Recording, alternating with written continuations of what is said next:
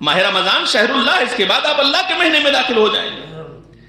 اور میں معذرت چاہتا ہوں، میں اپنی سوچ بتا رہا ہوں، سماج نے کچھ ایسے رسومات بنائے جو واقعی میں بتا رہا ہوں، آج پہلی مرتبہ یہ بات کرنے کی جرات کر رہا ہوں کہ جو میرے سمجھ میں نہیں آتی۔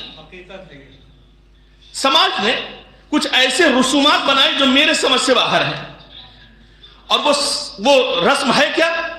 وہ رسم یہ ہے کہ 14 کی رات میں مردوں کو جا کر کے فاتحہ بخشو، قرآن پڑھو، وہاں رو اور قبریں سجاؤ۔ دیکھیے، قبروں پر جانا منع نہیں ہے، لیکن ہم نے 14 کی ہی رات کا کیوں انتخاب کیا؟ مولائے کائنات کی ولادت کے شب پہ تو ہم نہیں جاتے قبرستان، جاتے ہیں؟ نہیں جاتے ہیں۔ تو چراغاں ہونا چاہیے، بالکل، اس میں کوئی شک نہیں ہے، لیکن یہ کسی کتاب میں نہیں لکھا ہے کہ 14 کی ہی رات میں جانا چاہیے۔ ہم اپنی ساری خوشیاں جو زندہ اور حاضر امام کی خوشی ہے اسے ترک کر دیتے ہیں اور اپنے مرحوم میں لگے رہتے ہیں۔ بھائی، مرحوم میں لگے رہنے کے لیے پورا سال ہے ہمارے پاس۔ زندہ اور حاضر امام، اس لیے ہمیں معرفت نہیں ہے امام کی، خدا کی قسم معرفت نہیں۔ میں انشاءاللہ آگے چل کر کے 2 روایت پیش کروں گا اس سلسلے میں، جو بہت قیمتی روایتیں ہیں، جو سمجھنے کے قابل ہیں۔ کون امام؟ ہمارے زمانے کا امام، جس کے لیے کہا گیا ہے من مات ولم یعرف بامام زمانہ ہی مات میتۃ جاہلیہ۔ اگر جہالت کی موت مرنا ہو تو امام کو نہ پہچانو، یعنی امام کو پہچانو تاکہ تمہاری موت جہالت کی موت نہ ہو۔ اتنا ضروری ہے وقت کے امام کو پہچاننا۔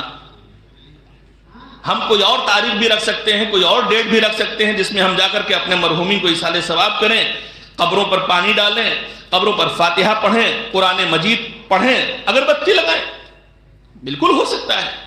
کوئی ڈیٹ فکس نہیں کی گئی ہے، لیکن ہم لوگوں نے ڈیٹ فکس کر دی ہے۔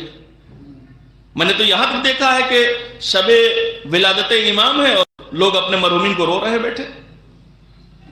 بھائی، آپ کے زمانے کا امام، ولادت اس کی ہے، آپ کا گھر تو اس وقت بالکل سجا ہونا چاہیے، آپ کے گھر میں تو مٹھائی پکنی چاہیے، آپ تو خوشیاں منانے میں مشغول ہونا چاہیے، آپ کو دوسرے دن مومنین کو اپنے گھر بلانا چاہیے، ان کو کھانا کھلانا چاہیے، ان کو شیرینی کھلانی چاہیے، گلے ملنا چاہیے، اچھے کپڑے پہننا چاہیے، چونکہ زمانے کا امام ہے۔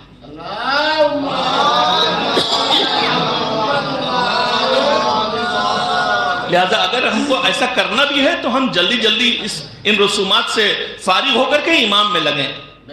رات ہماری پوری امام کے سلسلے میں فکس ہونی چاہیے، طے ہونی چاہیے۔ ہم اعمال کریں گے، یہ اعمال کر لیں گے، 2 رکعت نماز پڑھ لیں گے، پھر اپنا جائیں گے امام کے لیے خوشیاں منانے کے لیے۔ جہاں محفل ہو رہی ہے وہاں شرکت کریں گے، جہاں دعائیں ہو رہی ہیں وہاں جائیں گے۔ لہذا اس بات کا خیال رکھیے، جو بات آ گئی اس لیے میں نے عرض کر دیا آپ کی خدمت میں۔ اب آئیے